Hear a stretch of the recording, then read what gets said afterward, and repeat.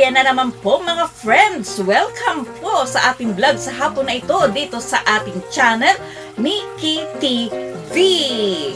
Ayan, maraming salamat po sa inyong walang sawang pagtulong at pagsuporta sa aking channel. Ayan, sana po sa lahat ng oras, sa lahat ng panahon ay nasa mabuti tayong mga kalagayan. Ayan, ang i-share ko po sa inyo sa hapon na ito ay ang aking mga vintage collections na national brand. May idea po ba kayo tungkol sa national brand? Nung mga 10 years more pa, mayroon pong brand na national. Very popular po yan all over the world. Ngayon, yung national brand ay nagpalit na po siya. Yan po ang Panasonic sa panahon na ito. Ganun sa panahon talaga. Nung dati, national siya. Ngayon, Panasonic na siya. Yun.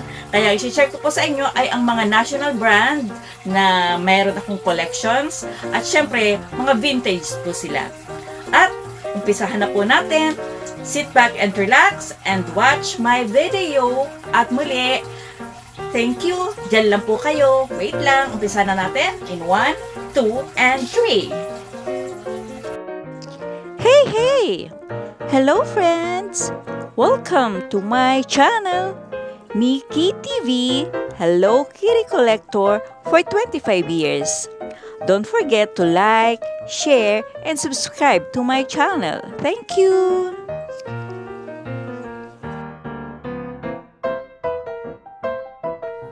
At ayan po siya mga friends, ang aking Hello Kitty Portable Washing Machine. Ayan po siya. This is a collaboration of national brand with Hello Kitty. Kung alam niyo po yung brand na national, a long time ago, yan po ay Panasonic na nowadays. Dati po kasi national siya, ngayon naging Panasonic na siya. Ayan. And then meron po tayo ditong timer. Ito. Ayan po, naka-off, on-off. Pag in-on nyo po siya, pwede siyang 3 hanggang 15 minutes. Pwede kang maglaban ng iyong ilalagay na labahin. Ayan. And then, dito naman po sa kabila ay yung flow ng tubig. Pag gusto mong normal lang, yung standard, o kung gusto mo medyo dahan-dahan lang, pwede mo siya ilipat dito. Ayan. Controller po yan ng flow ng tubig sa loob. Siyempre, meron siyang mga rows. Ayan. At dito naman po ay ang kanyang Hello Kitty license. Ayan, 1976, 2002. Katunayan na original Sunray product siya. Ayan, at may mga rows pa rin. And syempre, ang napakagandang face ni Hello Kitty. Yan, very cute. May mga rose siya sa kanyang paligid. At tingnan naman natin po yung loob. Ayan. Syempre, familiar naman po tayo sa loob ng anong meron sa loob ng isang washing machine. Ayan, ikot-ikot lang.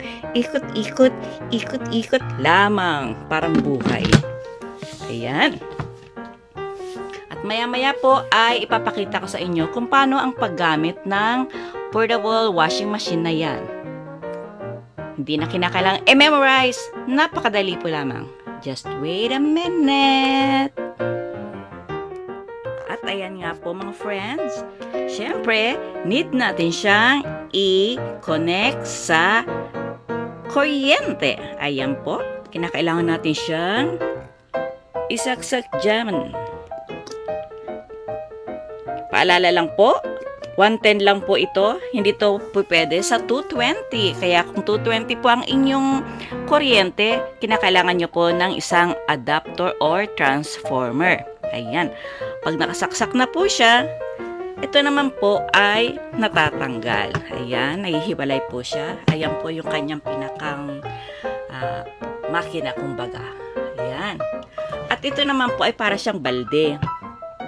Ayan, para siyang timba. And then, kinakailangan natin siyang lagyan ng tubig. Wait lang po. Ayan. after po natin malagyan ng tubig, yung ating portable washing machine, ayan, meron po siya dyang parang measure. Hanggang dyan lalagyan mo ng tubig.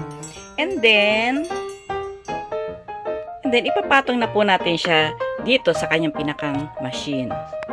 Ayan, nakapatong na po siya. And then, kinakailangan na natin siya dyan lagyan ng ating sabon. After nyo po siyang malagyan na ng sabon, yung sabon na panglaba, pwede na po natin ilagay yung ating lalabhan. Paalala lang po, ang washing machine na ito ay pwede lamang po natin gamitin sa ating mga delicate na mga gamit. Halimbawa yung ating mga underwears, yan.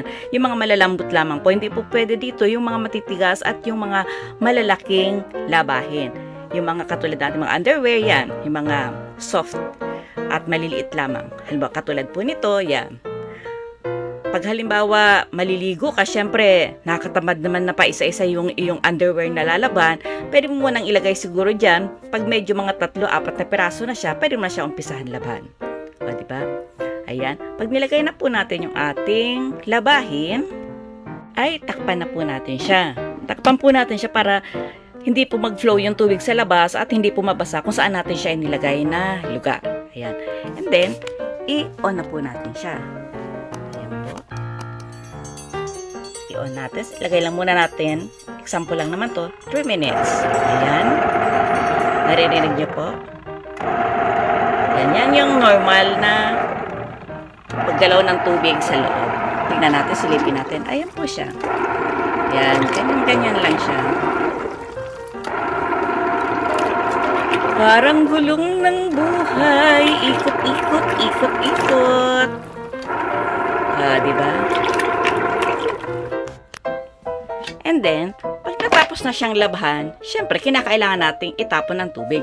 Kaya, napakadali lamang po dahil parang timba lang siya, bitbitin mo lamang siya, ganyan, at itapon ang tubig.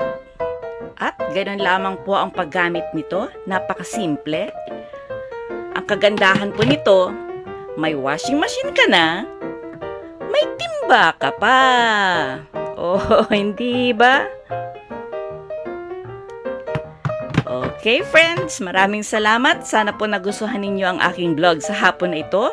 At marami pa po akong susunod na ipapakita sa inyo ang mga iba pang national brand collaboration with Hello Kitty. Bye-bye at muli po maraming salamat. Keep safe everyone. I love you. God bless us.